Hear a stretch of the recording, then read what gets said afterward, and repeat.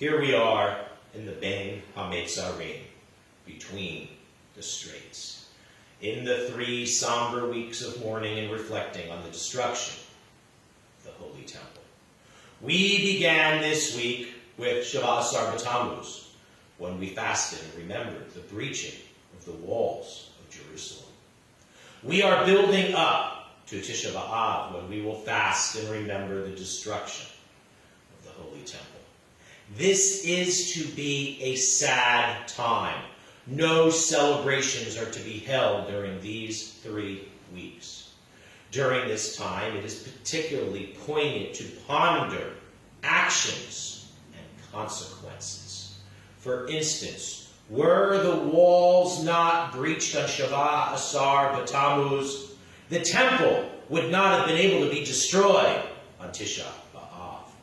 If we do not allow the bad, even lesser steps, then we will not reach a point for the worse, even greater steps.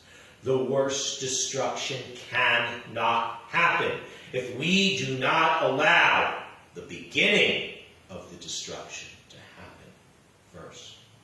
As we build up to Tisha B'Av, this most horribly sad of our days, these 3 weeks are to be in mourning, and we are to be in serious reflection.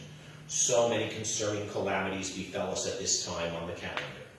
In addition to the destruction of the temple and more, we remember Moshe's breaking the original tablets. Quite notable it should be that Shavas B'Tammuz comes 40 days after Shavuot.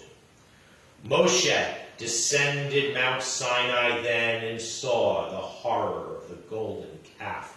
He saw people violating the basics of Judaism and reacted with smashing the tablets.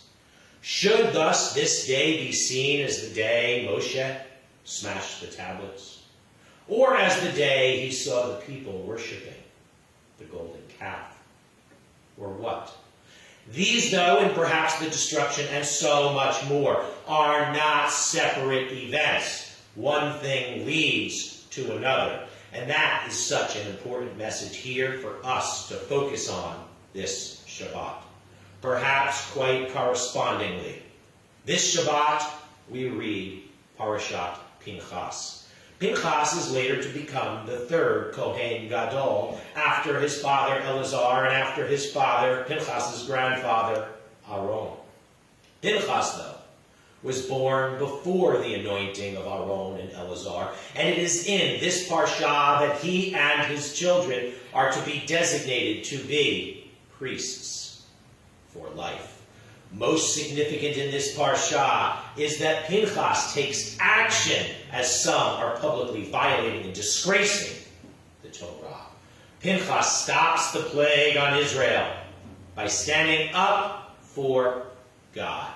Pinchas shows his true loyalty to God, and he atones for Israel. And he is then rewarded with the eternal priesthood.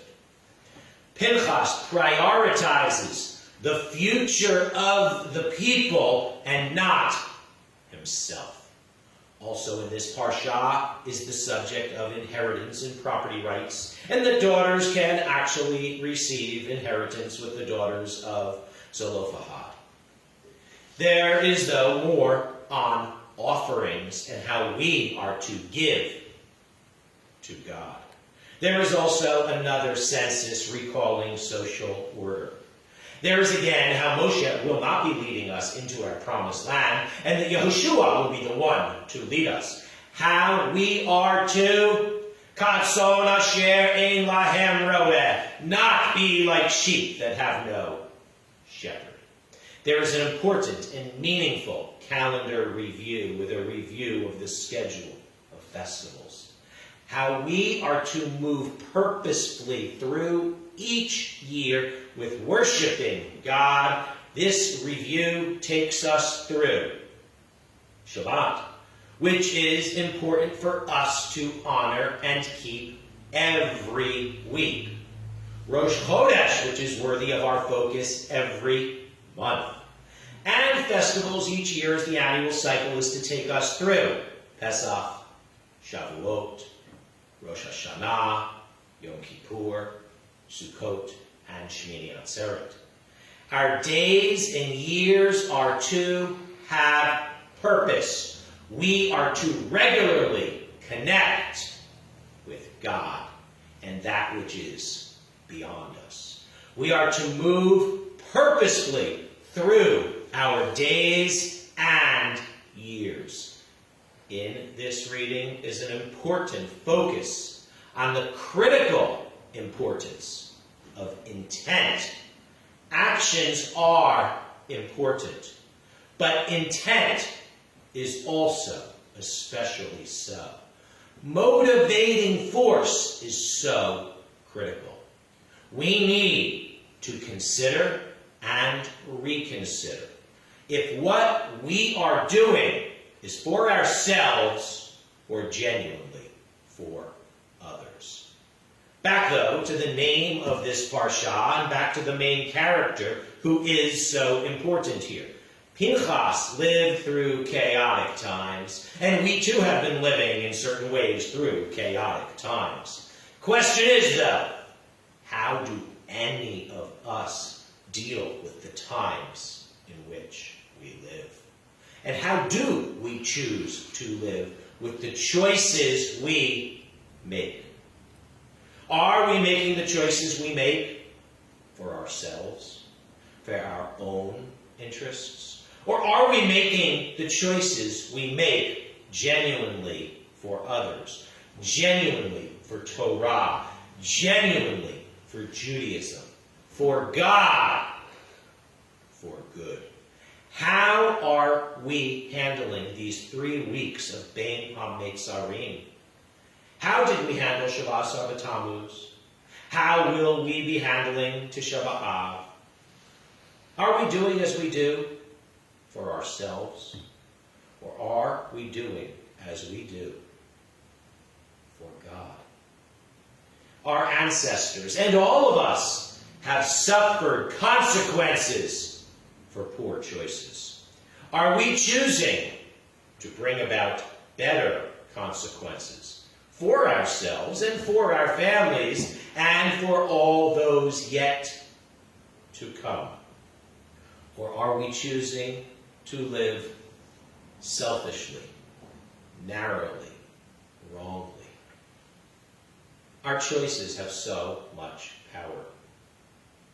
We should more fully think before we do. We should think about the long-term, bigger picture of what we do.